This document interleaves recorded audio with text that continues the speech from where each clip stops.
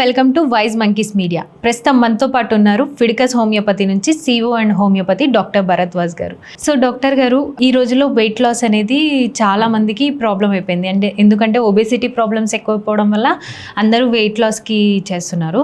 So ఒక విషయంలో weight loss అనగానే అందరూ మధ్యాహ్నం కొంచెం రైస్, రాత్రి ఒక చపాతీ తింటే సెట్ అయిపోతుంది అన్నట్టుగా ఆ టర్మ్స్లో చేస్తుంటారు. అసలు ప్రాపర్ వెయిట్ లాస్ అనేది ఎలా చేయాలి, ఫుడ్ని ఎలా బ్యాలెన్స్ చేయాలంటారు? నార్మల్గా నేను చూసింది ఏంటంటే చాలామంది సోషల్ ఇన్ఫ్లుయెన్సర్లు వాళ్ళు ఏదో ఒకటో రెండో వీడియోలు చేస్తారు. ఆ తర్వాత వీళ్ళందరూ డైట్ కోచ్లు, తర్వాత ఫిట్నెస్ కోచ్లు, వెయిట్ రిడక్షన్ కోచ్లాగా మారిపోయినారు. వీళ్ళంతా మెయిన్గా చేసేది ఏంటంటే వాళ్ళకి ఒకటే ఒక ఫార్ములా తెలుసు అనమాట. అంటే మనం ఖర్చు పెట్టేది ఎక్కువ ఉంది, తినేది తక్కువ ఉందంటే వెయిట్ లాస్ అవుతాం. తినేది ఎక్కువ ఉంది, ఖర్చు పెట్టేది తక్కువ ఉందంటే వెయిట్ గెయిన్ అవుతాం. ఇది ఒక్క ఫార్ములానే వాళ్ళకి తెలుసు అనమాట. ఈ ఫార్ములా బేస్ చేసుకొని వాళ్ళు ఏం చేస్తారంటే ఒక వాట్సాప్ గ్రూప్ క్రియేట్ చేస్తారు. వాట్సాప్ గ్రూప్లో క్రియేట్ చేసి ప్యాకేజెస్ అనమాట. ఇంకా సో నెలకి ఇన్ని కేజీలు వెయిట్ తగ్గాలంటే 5,000 పే చేయండి, 10,000 పే చేయండి అని వాట్సాప్ గ్రూప్లో జాయిన్ చేస్తారు. వాట్సాప్ గ్రూప్లో జాయిన్ చేసిన తర్వాత ఏంటి, పొద్దున ఇది తినండి, మధ్యాహ్నం ఇది తినండి, రాత్రి ఇది తినండి, ఇంతే తినాలి, లేకపోతే ఇంత తక్కువ తినాలి, ఇలా చేసి వెయిట్ లాస్ నడిపిస్తున్నారు అనమాట. సైంటిఫిక్గా కనుక చేయకపోతే మనము ఒక 6 months ముందే ఒక ఇన్సిడెంట్స్ చూసామన్నమాట. ఒక లేడీ, ఆమె వెయిట్ లాస్ కోచ్, వాట్సాప్లో టిప్స్ పంపిస్తుంటుంది. పొద్దున ఇది చేసుకోండి, ఈ విధంగా చేసుకోండి, తినండి అని. ఒక ఆమెకి చేస్తే ఆమెకి 50 years ఏమో ఉంది ఏజ్. ఆమెకి సడన్గా పుట్టినప్పటి నుంచి అన్నం తినేవాళ్ళు, రైట్? పుట్టినప్పటి నుంచి అన్నము, చక్కెర అన్నీ తినేవాళ్ళు.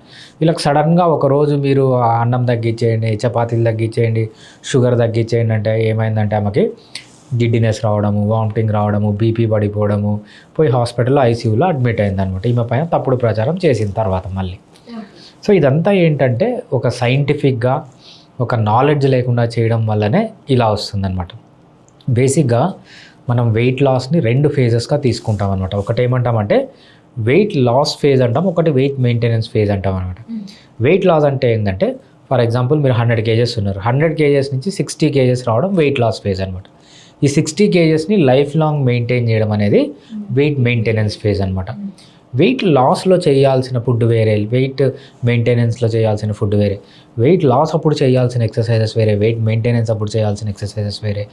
వెయిట్ లాస్ అప్పుడు వేరే విధంగా నిద్రపోవాలి, వెయిట్ మెయింటెనెన్స్ అప్పుడు వేరే విధంగా నిద్రపోవాలి.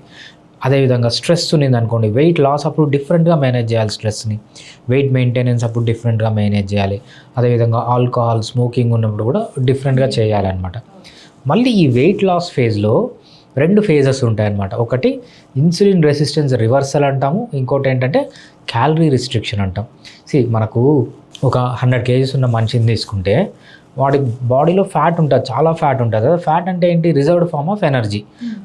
ఒక మనిషికి కన్నా మనం ఫుడ్ కట్ చేసేస్తే 100 kgs ఉన్న వెయిట్ అండి 3 నెలలు 4 నెలలు అసలు ఫుడ్ లేకుండానే బతుకుతాడు. ఎందుకంటే అంత ఎనర్జీ అనేది ఆల్రెడీ ఫ్యాట్ రూపంలో ఉంది. కాకపోతే ఇప్పుడు ఏమవుతుందంటే ఈ ఫ్యాట్ ఉన్న బాడీ ఫ్యాట్ని యూజ్ చేసుకోవట్లేదు, రైట్? మీ బాడీలో ఉన్న ఫ్యాట్ యూజ్ కావట్లేదు. అదేవిధంగా మీరు బయట నుంచి ఈ సోషల్ ఇన్ఫ్లుయర్లు ఫుడ్ తగ్గిస్తారు, బయట నుంచి ఇవ్వట్లేదు, అంటే మీ బాడీ డేంజరస్ మోడ్లోకి వెళ్ళిపోతుంది అనమాట. అట్లా కాకుండా మనం ఈ Fit in 6 ప్రోగ్రాంలో ఏం చేస్తామంటే, ఏదైతే వెయిట్ లాస్ ఫేజ్ ఉందో 100 kgs నుంచి 60 kgs రావడం, దీన్ని 2గా విడగొడతాం అన్నట్టు. ఒకటి ఇన్సులిన్ రెసిస్టెన్స్ రివర్సల్ అంటాం, ఒకటి క్యాలరీ రిస్ట్రిక్షన్ అంటాం అనమాట. ఈ ఇన్సులిన్ రెసిస్టెన్స్ రివర్సల్లో మనం ఏం చేస్తామంటే మీ బాడీని మెటబాలిజం మార్చి మీ బాడీ ఫ్యాట్ పైన రన్ చేయడం నేర్పిస్తాం అన్నమాట. దాన్ని ఏమంటామంటే డ్యూయల్ మెటబాలిజం అంటాం. మన బాడీని మనం ఫ్యాట్ పైన రన్ చేయొచ్చు, కార్బోహైడ్రేట్ పైన రన్ చేయొచ్చు. మనం చిన్నప్పటి నుంచి కార్బోహైడ్రేట్ తిని ఏమైందంటే మన బాడీ ఫ్యాట్ మెటబాలిజం అనేది మర్చిపోయింది అనమాట. సో ఫస్ట్ ఇన్సులిన్ రివర్సల్ ఫేజ్లో మనం ఈ Fit in 6 ప్రోగ్రాంలో వాళ్ళకి కంప్లీట్గా బాడీ ఫ్యాట్ని యూజ్ చేసుకోవడం ట్రైన్ చేస్తాం అనమాట. తర్వాత క్యాలరీ రిస్ట్రిక్షన్లోకి వెళ్తాం. ఎప్పుడైతే ఈ స్టెప్ వైజ్ పద్ధతిలో కరెక్ట్గా చేస్తామో ఏ సైడ్ ఎఫెక్ట్ లేకుండా పర్మనెంట్గా చాలా ఈజీగా వెయిట్ లాస్ అనేది ఉంటుందన్నమాట. ఇట్లా సైంటిఫిక్గా కాకుండా ఇష్టం వచ్చినట్టు చేయడం వల్లనే ఈ ప్రాబ్లమ్స్ అన్నీ వస్తుంటాయి. సో అసలు వెయిట్ లాస్ అవ్వాలి అనుకునే ముందు మన బాడీలో డిఫిషియన్సీస్ ఏమైనా ఉన్నాయా, లేకపోతే మన ఫ్యాట్ ఎంత ఉంది ఏంటి తెలుసుకోవడానికి ఫస్ట్ చేసుకోవాల్సిన చెకప్స్ ఏంటంటారు? చాలా మంచి క్వశ్చన్ అండి. నార్మల్గా ఫ్యాట్ లాస్ అంటూనే డైరెక్ట్గా ఒక వాట్సాప్ గ్రూపులు క్రియేట్ చేసి పొద్దున ఇది తిను, మధ్యాహ్నం ఇది తిను, అది పద్ధతి కాదనమాట. ఫిట్ ఇన్ 6 ప్రోగ్రాంలో ఫస్ట్ జాయిన్ అయిన వెంటనే ఏముంటుందంటే ఫస్ట్ ఒక క్లాస్ ఉంటుంది అనమాట. ఈ క్లాస్లో ఏం చెప్తామంటే ఏమేమి టెస్టులు చేయించుకోవాలి, ఎందుకు టెస్టులు చేయించుకోవాలి. ఫర్ ఎగ్జాంపుల్ మన ఫార్మాట్లో 16 టెస్ట్లు ఉన్నాయన్నమాట. సింపుల్గా దీంట్లో మోస్ట్ కామన్ టెస్ట్ వచ్చి మనం చేసేది complete blood picture, simple blood picture ఒకటి, తర్వాత కొలెస్ట్రాల్ టెస్ట్ ఒకటి, కిడ్నీ ఫంక్షనింగ్ ఎలా ఉంది, లివర్ ఫంక్షనింగ్ ఎలా ఉంది, బాడీలో ఇన్ఫ్లమేషన్ ఎలా ఉంది, షుగర్స్ ఎలా ఉన్నాయి బాడీలో, అదేవిధంగా అల్ట్రాసౌండ్ అబ్డామిన్ స్కాన్ చేపిస్తాం అనమాట. బాడీ లోపల ఇంకేమైనా డిఫెక్ట్స్ ఉన్నాయా, దాని తర్వాత విటమిన్ B12 ఎలా ఉంది, D3 ఎలా ఉంది, బ్లడ్లో మనకు ఐరన్ ఎలా ఉంది, ఫెరిటిన్ ఎలా ఉంది, ఇవన్నీ చెక్ చేసి మనకు ఒక 16 టెస్ట్లు ఉంటాయన్నమాట. ఈ 16 టెస్ట్లు చేసిన తర్వాతనే ఇండివిజువలిస్టిక్ అనమాట. మనము ఒక 10 మందిని వెయిట్ ఉన్న వాళ్ళని తీసుకుంటే డిఫరెంట్ పీపుల్కి డిఫరెంట్ రీజన్స్ ఉంటాయి. వాళ్ళకి డిఫరెంట్గా ట్రీట్మెంట్ చేయాలి, వాళ్ళకి ట్రీట్మెంట్ ప్లాన్ సపరేట్గా ఉండాలి, వాళ్ళకి డైట్ ప్లాన్ సపరేట్గా ఉండాలి. మనం ఫిట్ ఇన్ 6లో ఏంటంటే ఇండివిజువల్ పేషెంట్, ఎవ్రీ పేషెంట్తో ఇండివిజువల్ కౌన్సిలింగ్ ఉంటుంది, ఇండివిజువల్ డైట్ ప్లాన్ ఉంటుంది. ఫర్ ఎగ్జాంపుల్ నాకు ఒక పేషెంట్ ఉందన్నమాట. ఆమె ఆల్రెడీ మాంజారో అనే ఇంజెక్షన్ తీసుకుంటుంది. ఆమె ఏం చేస్తుందంటే ఆమె ఆల్రెడీ 2 times a day మీల్లో ఉంది. పొద్దున ఒకసారి తింటుంది, మధ్యాహ్నం తింటుంది అనమాట. సో ఆ పేషెంట్ కన్నా మనకు వస్తే వాళ్ళకి డైట్ ప్లాన్ వేరే లేదు. ఇంకొక టిపికల్ పేషెంట్ ఎలా ఉంటారు, పొద్దున తింటారు, మధ్యాహ్నం తింటారు, సాయంత్రం, రాత్రి, mid night biryani, early morning బిర్యానీలు, మధ్యలో టీలు. సో వీళ్ళకు ప్లాన్ అనేది వేరే ఉంటుంది అనమాట. సో ఇండివిజువల్గా మనము ఆ పేషెంట్కి ఏంటి అని డిసైడ్ చేయాలంటే మనకి ఈ టెస్ట్లన్నీ అవసరం. ఇంకా దేనికి యూజ్ అవుతుందంటే ఎలా స్టార్ట్ చేయాలి, ఎలా ప్లాన్ చేయాలి, ఇంకా ప్లాన్ చేసేటప్పుడు తీసుకోవాల్సిన జాగ్రత్తలు ఏమన్నా ఉన్నాయా, ఇన్ని ఆలోచించి మనం ట్రీట్మెంట్ చేయాలంటే మనకి ఈ బేస్ లైన్ టెస్ట్లు, నేను చెప్పిన ఒక 16 బేస్ లైన్ టెస్ట్లు అనేది చాలా మినిమం అనమాట. ఇంకోటి చాలామంది చేసే తప్పు వైరల్ స్క్రీనింగ్ అంటాం అనమాట. వైరల్ స్క్రీనింగ్ అంటే వీళ్ళకి ఏమన్నా వైరల్ ఇన్ఫెక్షన్స్ ఉన్నాయి, అది ఎప్పుడో సర్జరీ ఉన్నప్పుడు అప్పుడో చేపిస్తారు, జనరల్గా చేపారు. ఆ టెస్ట్ కూడా చేపిస్తాం. ఎందుకు అంటే మోస్ట్ ఆఫ్ ది పీపుల్కి మనకి ఇండియాలో మనం అంత హైజీన్ పాటించాం, సెక్షువల్ హైజీన్ కానీ వైరల్ డిసీజెస్ ఉండే ఛాన్స్ చాలా ఎక్కువ ఉంటుంది. మనం వైరల్ డిసీజెస్ తెలుసుకోకుండా ట్రీట్మెంట్ చేసుకుంటూ వెళ్తే లాభం ఉండదు. సో మన దాంట్లో ఆ వైరల్ స్క్రీనింగ్ కూడా చేపిస్తాం అన్నమాట. టోటల్గా 16 టెస్ట్లు అనేవి చాలా ఇంపార్టెంట్. ఇది కరెక్ట్గా సేఫ్గా వాళ్ళకి ప్లాన్ చేయడానికి, చాలా ఎఫెక్టివ్గా ప్లాన్ చేయడానికి, చాలా క్విక్గా వెయిట్ లాస్ తీసుకొని రావడానికి, వేరే ప్రాబ్లమ్స్లో కాంప్లికేషన్స్కి పోకుండా వెయిట్ లాస్ తీసుకొని రావడానికి ఈ ఫిట్ ఇన్ 6 ప్రోగ్రాంలో మనము ఇది చేస్తూ ఉంటాం అన్నమాట. సో ఈ వెయిట్ లాస్ జర్నీలో చాలామంది వెయిట్ లాస్ అవ్వాలనుకొని జిమ్స్ జాయిన్ అవుతూ ఉంటారు కదా. So gym plus food diet లేకపోవడం, అంటే జిమ్ చేస్తూ ఫుడ్ డైట్ లేకపోవడం వల్ల వెయిట్ లాస్కి ఏమైనా హెల్ప్ అవుతుందా? చాలామందికి ఒక అపోహ ఉందండి, ఏంటంటే జిమ్ చేస్తే వెయిట్ లాస్ అవుతాం. సో మనకు ఒక చిన్న ఎక్స్పెరిమెంట్ చేశారనమాట. మనకు అమెరికాలో కౌచ్ పొటాటో అంటారు. వాళ్ళు ఏంటంటే జాబ్ చేస్తారు, సాయంత్రం వస్తారు, కూర్చుంటారు, టీవీ చూస్తారు, స్నాక్స్ తింటారు, ఇదే అనమాట. అంటే జీరో ఫిజికల్ యాక్టివిటీ. ఓకే, ఇది ఒక గ్రూప్. ఒక సైంటిస్ట్ ఏం చేస్తారంటే మనకు టాంజానియా దగ్గర ఆఫ్రికాలో ఒక ట్రైబ్ ఉందన్నమాట. దాన్ని హడ్జాబే ట్రైబ్ అంటాం. వాళ్ళు ఏంటంటే ఆ హడ్జాబే వాళ్ళు ఇప్పటికీ మన యాన్సిస్టర్స్ ఎలా బతికేవాళ్ళు అడవిలో ఉండేటప్పుడు అలానే బతుకుతారు. మగవాళ్ళందరూ హంటింగ్ పోతారు, ఆడవాళ్ళందరూ ఇంటి దగ్గర ఉన్న ఆకులు, అలమలు, చిన్న చిన్న పిట్టలు లేకపోతే జంతువులు పట్టుకొని వచ్చి ఈవినింగ్ కూర్చొని తింటారనమాట. దుంపలు లేకపోతే విత్తనాలు ఇవన్నీ ఈవినింగ్ తీసుకొని వచ్చి తింటారు. మనము 10,500 years ముందు, 11,500 years ముందు అడవుల్లో ఎలా ఉండేవాళ్ళు అలానే బతుకుతున్నారనమాట ఈ ట్రైబ్. ఈ సైంటిస్ట్ ఏం చేశారంటే ఒక టిపికల్ సిటీలో ఉండే అతను పడే ఎన్ని కిలో క్యాలరీస్ ఖర్చు పెడతాడు, అదేవిధంగా పొద్దున్నుంచి రాత్రి ఫిజికల్గా పనిచేసేవాళ్ళు ఎన్ని కిలో క్యాలరీస్ ఖర్చు, అంటే 24 hours ఆల్మోస్ట్ ఎక్సర్సైజ్ చేసేవాళ్ళు ఎన్ని కిలో క్యాలరీస్ ఖర్చు పెడతారని ఆయన ఒక చిన్న రీసెర్చ్ చేశాడు. అస్టానిషింగ్ ఆ రీసెర్చ్లో తేలింది ఏంటంటే ఇక్కడ 24 hours పని చేయకుండా కూర్చునేవాడు, 24 hours పని చేసేవాడు per day same amount of calories ఖర్చు పెడతారు. సో ఇది చూడడానికి చాలా ఆశ్చర్యంగా ఉండొచ్చు అనమాట.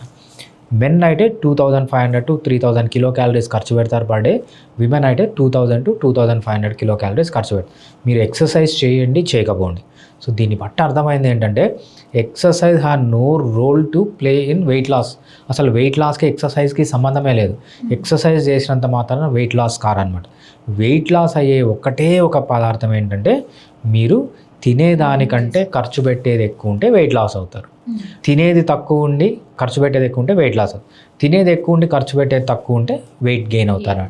సో వెయిట్కి ఓన్లీ ఫుడ్తో సంబంధం తప్పితే ఎక్సర్సైజ్తో సంబంధం లేదని క్లియర్గా చెప్పారనమాట ఆ సైంటిస్ట్. సో వెయిట్ లాస్ అనగానే చాలామంది ఫస్ట్ షుగర్స్ కట్ చేసేయమంటారు, బట్ కొంతమంది అడిక్టెడ్ ఉంటారు, లైక్ వన్స్ ఏ డే కాఫీ టీ లేకపోతే ఏదో ఒకటి ఉండాలి. అలా ఉన్నవారు సడన్గా కట్ చేసినా కూడా అది ఎఫెక్ట్ అవుతుంది. సో దాన్ని ఎలా బ్యాలెన్స్ చేయాలంటారు? సడన్గా కట్ చేయడం అంటే నాకు ఒక మీమ్ గుర్తొస్తుందండి.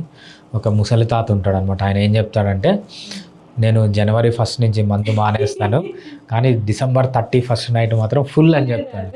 సో అది లాస్ట్ ఇయర్ వరకు ఉంది. ఈ ఇయర్ ఏంటంటే మళ్ళీ 2017, 18 అది తాత అలానే చెప్తుంటాడు.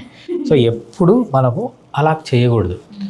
సో టాప్ సైంటిస్టులు ఏం చెప్తారంటే, వెయిట్ లాస్ సైంటిస్టులు మనకు మీ డైట్లో చేంజెస్ అనేవి అట్ ఏ టైం 15% కంటే ఎక్కువ చేంజ్ చేయకూడదు.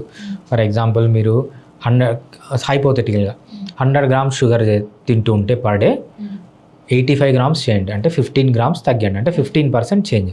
85% మీకు అడాప్ట్ అయిపోయి నార్మల్గా ఉన్న తర్వాత ఇంకా 15% తగ్గి అట్ ఏ టైం మీ లైఫ్లో ఏది చేసినా, అంటే ఎస్పెషల్లీ డైట్లో ఏది చేసినా అట్ ఏ టైం 15% చేంజ్ చేసుకుంటూ రావాలి తప్పితే ఒక్కటేసారి నేను రేపటి నుంచి మందు మానేస్తున్నాను, రేపటి నుంచి నేను షుగర్స్ మానేస్తున్నానంటే హాస్పిటల్లో అడ్మిట్ కావాల్సి వస్తుంది అన్నమాట. మనకు 6 months ముందు ఇలానే జరిగింది. ఒక వెయిట్ లాస్ కోచ్ సడన్గా ఇవన్నీ కట్ చేసిన వెంటనే పోయి హాస్పిటల్లో అడ్మిట్ అయ్యి ఐసీయూలో అడ్మిట్ అయ్యి చాలా ప్రాబ్లం అయిందనమాట అది. సో ఎప్పుడే కానీ అలా చేయకూడదు.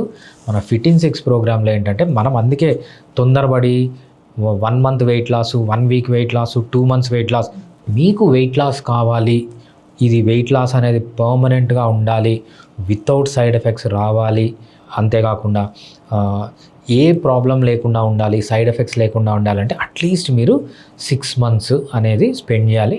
6 months చేస్తేనే మీకు కరెక్ట్గా అర్థమవుతుంది. అదేవిధంగా లైఫ్ లాంగ్ ఎఫెక్ట్ అని ఉండడానికి మినిమం 6 months అనేది పడుతుంది అనమాట. మనం ఫిట్ ఇన్ 6 అంటే ఏంటంటే 6 monthsలో కావాల్సిన వెయిట్ లాస్ అని చెప్తాం, కానీ నాకు నెక్స్ట్ వీక్ పెళ్ళి ఉంది, 2 నెలల్లో పెళ్ళి ఉంది, సో ఇట్లాంటివి దట్ ఈస్ నాట్ గుడ్ అనమాట.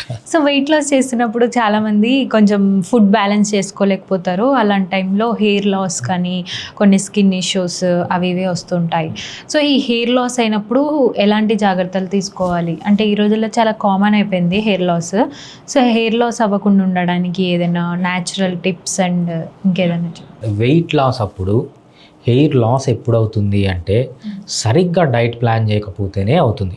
ఒక డాక్టర్ దగ్గరికి వెళ్ళి ఒక మంచి నాలెడ్జ్, మంచి ఎక్స్పీరియన్స్, మంచి కాంపిటెన్స్, సో మంచి ఇంట్రెస్ట్ ఉన్న డాక్టర్ దగ్గరికి వెళ్తే హెయిర్ లాస్ అనేది ఉండదు. హెయిర్ ఇంకా ఎక్కువ అవుతుంది తప్పితే ప్రాపర్ డైట్ చేస్తే హెయిర్ లాస్ అనేది ఉండదన్నమాట. ఎప్పుడైతే మీరు ప్రాపర్ డైట్ చేయరో, అంటే కావాల్సిన పోషక పదార్థాలన్నీ బాడీకి అందియరో అప్పుడు మాత్రమే వెయిట్ లాస్ అవుతుంది తప్పితే ఒక సైంటిఫిక్గా కానీ వెయిట్ లాస్ కానీ అవుతే హెయిర్ లాస్ అయ్యే ఛాన్సే లేదనమాట. నార్మల్గా అదేని కాకుండా లైఫ్లో స్ట్రెస్ ఎక్కువైన వాళ్ళు, వర్క్ ప్రెషర్ ఉన్న వాళ్ళకు కూడా ఈ రోజుల్లో పొల్యూషన్ ఎక్కువ ఉంటుంది, దానివల్ల కూడా హెయిర్ లాస్ అవుతుంది. సో ఈ హెయిర్ లాస్ కంట్రోల్ చేయడానికి మనం ఎలాంటి జాగ్రత్తలు తీసుకుంటే మంచిదంటారు? రైట్. సో మనం జనరల్ హెయిర్ లాస్ పబ్లిక్లో తీసుకుంటే మనకు చాలా అడ్వర్టైజ్మెంట్లు వస్తున్నాయి. మా ఆయిల్ వాడండి, మా టాబ్లెట్స్ వాడండి, హెయిర్ లాస్ అవుతుంది. ఇదంతా బోగస్ అనమాట. ఎందుకు బోగస్ అంటే, ఫర్ ఎగ్జాంపుల్ మీకు చిన్న ఎగ్జాంపుల్ చెప్పాలంటే, మీరు ఎండలో తిరిగితే హెడేక్ వస్తుంది, రైట్? వైరల్ ఫీవర్ ఉన్న హెడేక్ వస్తుంది. పెద్ద పెద్ద బ్రెయిన్ క్యాన్సర్లు, బ్రెయిన్ ట్యూమర్లు ఉన్నా కూడా హెడేక్ వస్తుంది. బేసిక్గా హెడేక్ అంటే ఏంటి? డిసీజ్ కాదు. హెడేక్ అనేది సిమ్టమ్. ఈ హెడేక్ అనే సిమ్టము ఏ డిసీజ్లో ఉన్నా రావచ్చు. సింపుల్ కోల్డ్ దగ్గర నుంచి, సింపుల్ వైరల్ ఇన్ఫెక్షన్ నుంచి పెద్ద పెద్ద బ్రెయిన్ ట్యూమర్లు, బ్రెయిన్ క్యాన్సర్ల వరకు కూడా హెడేక్ రావచ్చు. హెడేక్ అనేది ఒక సిమ్టమ్. హెయిర్ ఫాల్ అనేది కూడా ఒక సిమ్టమ్ అనమాట. It is not a disease. Hair fall రావడానికి మనకు కొన్ని వందల డిసీజెస్ ఉన్నాయి. వందల డిసీజ్లో ఏ డిసీజ్లో ఉన్నా హెయిర్ ఫాల్ అనేది కావచ్చు. బట్ ఈ వందల డిసీజ్లో మనకు కామన్ డిసీజెస్ 3 డిసీజెస్ అనమాట. ఈ 3 డిసీజెస్ వల్లనే 100లో 99 మందికి హెయిర్ లాస్ అవుతుంది. ఇంకా 100లో ఎవరైతే ఒకరికి ఉన్నాయో వాళ్ళకి ఆ 100 డిసీజులు ఉండొచ్చు. బట్ ఈ 3 కామన్ డిసీజెస్ గురించి మనం తెలుసుకుంటే హెయిర్ ఫాల్ మీరు ఏ కేటగిరీలోకి వస్తారు, ఏ కేటగిరీలోకి వచ్చినప్పుడు దాన్ని ఎలా ట్రీట్ చేసుకోవాలి, అలోపతి బెస్టా, ఆయుర్వేద బెస్టా, యునాని బెస్టా, ఏది బెస్ట్ అనేది మనం డిస్కస్ చేయొచ్చు. హెయిర్ ఫాల్ అనేది బేసిక్గా 100 మందిలో 99 మందికి 3 రకాలు ఉంటుంది అనమాట. ఫస్ట్ది ఏమంటామంటే అలపేషియా ఎరేటా అంటాం. దీన్నే అడ్వాన్స్డ్ స్టేజ్లో అలపేషియా టోటాలిస్ అంటాం. ఇంకా అడ్వాన్స్డ్ స్టేజ్లో అలపేషియా యూనివర్సాలిస్ అంటాం. సో అలపేషియా ఎరేటా అంటే ఏంటంటే సింపుల్, మనం చాలామందిని చూసింటాం ప్యాచెస్లో హెయిర్ పోతుంది, రైట్? వాళ్ళంతా ఏమంటారంటే పెయిన్ కొరికింది అని నెగ్లెక్ట్ చేస్తుంటారు. సో బేసిక్గా అది పెయిన్ కొరకడం కాదు, దాన్ని అలపేషియా ఎరేటా అంటాం అనమాట. అలపేషియా ఎరేటా అంటే ఏంటంటే ఆ disease auto immune disorder. For example మనకి ఏదన్నా బయట నుంచి ఒక బ్యాక్టీరియా కానీ వైరస్ కానీ వచ్చిందనుకోండి, మన బాడీ ఏం చేయాలి, దాంతో ఫైట్ చేసి దాన్ని చంపేయాలి, రైట్? ఈ అలపేషియా ఎరేటా కండిషన్లో ఏమవుతుందంటే మన బాడీ ఇమ్యూన్ సిస్టము మన హెయిర్ ఫాలికల్ని, హెయిర్ వచ్చే ప్లేస్ని ఒక ఫారిన్ ఆర్గానిజం అనుకొని దాన్ని అటాక్ చేసి చంపేస్తాం, అప్పుడు హెయిర్ పోతుంది అనమాట. సో ఇది ఆటో ఇమ్యూన్ డిజార్డర్. సో దీనికి అన్నిటికీ కామన్ లాగా ఒక మందు వాడడము లేకపోతే ఒక హెయిర్ ఆయిల్ పెడితే పోదు. దీనికి ప్రాపర్ హోమియోపతిక్ ట్రీట్మెంట్ కనుక తీసుకుంటే చాలా మంచి రిజల్ట్స్ ఉంటుంది. ఎంత సక్సెస్ రేట్ ఉంటుందంటే హోమియోపతిలో అలపేషియా ఎరేటా స్టేజ్లో ఆల్మోస్ట్ 100 కేసులు కనుక మనం ట్రీట్ చేస్తే 80% ఆఫ్ ది కేసెస్కి కంప్లీట్ తగ్గిపోతుంది అనమాట. దీన్ని అడ్వాన్స్డ్ స్టేజ్ అలపేషియా టోటాలిస్ అంటాం. అంతకంటే అడ్వాన్స్డ్ స్టేజ్ అలపేషియా యూనివర్సాలిస్ అంటాం. ఎప్పుడైతే స్టేజెస్ పెరుగుతుందో దీని సక్సెస్ రేట్ కూడా తగ్గుతూ వస్తుంది అనమాట. ఇది first type of hair fall. Second type of hair ఫాల్ని మనము ఆండ్రోజెనెటిక్ అలపేషియా అంటాము, ఫిమేల్ ప్యాటర్న్ బాల్నెస్ అంటాము, లేకపోతే మేల్ ప్యాటర్న్ బాల్నెస్ అంటాము. ఇదేంటంటే మగవాళ్ళల్లో వచ్చే బట్టతల అనమాట. అంటే ఇక్కడ హెయిర్ పోవడం, ఇక్కడ హెయిర్ పోవడం, ఇక్కడ ఫ్రంటల్లో హెయిర్ పోవడం. సో దీనికి హోమియోపతిలో మెడిసిన్స్ లేవు. చాలామంది హోమియోపతి దగ్గరికి వెళ్ళి మోసపోతున్నాడు. ఎప్పుడే కానీ బెస్ట్ ట్రీట్మెంట్ వచ్చి హోమియోపతి. హోమియోపతిలో కొంచెం లైఫ్ స్టైల్ మోడిఫికేషన్స్ చేసుకొని మీరు రెగ్యులర్గా హోమియోపతి మెడిసిన్ వాడితే ఆల్మోస్ట్ 100లో 99 విమెన్కి ఒక్క సైడ్ ఎఫెక్ట్ లేకుండా చాలా క్విక్గా, చాలా సేఫ్గా, చాలా ఎఫెక్టివ్గా ఆయుర్వేద, యునాని, సిద్ధ, అలోపతి వీటికంటే బెటర్గా హోమియోపతిలో మంచి హెయిర్ వస్తుంది. మీకు ముందు ఎలా హెయిర్ ఉందో ఆ విధంగా వచ్చే ఛాన్స్ చాలా ఎక్కువ ఉంటుంది. బట్ ఎస్పెషల్లీ మీరు కన్నా విమెన్ హెయిర్ ఫాల్ ఉంటే టీలోజన్ ఎఫ్లూయమే ఉంటుంది 99 మందికి. Homeopathy as the best treatment. మనము గుడ్డిగా మోసపోకుండా, మనకు టీవీలో అడ్వర్టైజ్మెంట్లు వస్తున్నాయి, సినిమా థియేటర్లో అడ్వర్టైజ్మెంట్లు వస్తున్నాయి, హెయిర్ ఫాల్కి ఈ మందు వాడండి, అట్లా ఎప్పుడు గుడ్డిగా వాడకూడదు. హెయిర్ ఫాల్లో డిఫరెంట్ టైప్స్ ఉంటుంది, డిఫరెంట్ ప్యాథాలజీ, ఒక్కొక్క దానికి రీజన్ వేరే, సో ట్రీట్మెంట్ కూడా వేరే. మీరు మంచి క్వాలిఫైడ్ డాక్టర్ దగ్గరికి వెళ్ళి పర్ఫెక్ట్ ట్రీట్మెంట్ కనుక తీసుకుంటే రిజల్ట్స్ అనేవి చాలా బాగా ఉంటాయి. హెయిర్ ఫాల్ అవుతున్న వాళ్ళకి హెయిర్ కంట్రోల్ అవడానికి ఒక చిన్న టిప్ చెప్పండి మీ తరపున. రైట్, డిఫరెంట్ అండి. సో మనము especially female pattern baldness, male pattern baldness దానికి ఏమీ చేయలేం, రైట్? మెడిసిన్ వాడాల్సిందే. అదేవిధంగా ఆండ్రోజెనెటిక్ అలపేషియా అంటాం, దానికి కూడా మెడిసిన్ వాడాల్సిందే. టీలోజన్ ఎఫ్లూయం కానీ లేకపోతే ఆటో ఇమ్యూన్ డిజార్డర్స్ అని చెప్పాము కదా, వీటికి కానీ మంచి డైట్ తీసుకోవాలి. లో కార్బోహైడ్రేట్ డైట్ తీసుకోండి, బాగా omega-6 ఫ్యాటీ యాసిడ్స్ తగ్ganడి, ప్రోటీన్ బాగా తీసుకోండి, ఆకుకూరలు బాగా తీసుకోండి, కాయగూరలు బాగా తీసుకోండి, ఇవి బాగా తీసుకోవాలి. దీంతోపాటు 7 to 9 hours per day minimum నిద్రపోండి, రెగ్యులర్గా ఎక్సర్సైజ్ చేయండి. లైఫ్లో స్ట్రెస్ ఉంటే వీలైనంత వరకు స్ట్రెస్కు దూరంగా ఉండండి. ఆల్కహాల్, స్మోకింగ్ ఏముంటే మానేసేయండి. సో ఇది బెస్ట్ అడ్వైజ్ అనమాట హెయిర్ ఫాల్కి టిప్స్. మీరు ఏం చేసినా సరే, ఏ ట్రీట్మెంట్ తీసుకున్నా ఈ టిప్స్ అనేవి పాటిస్తే చాలా మంచిది. Halciform Fitness.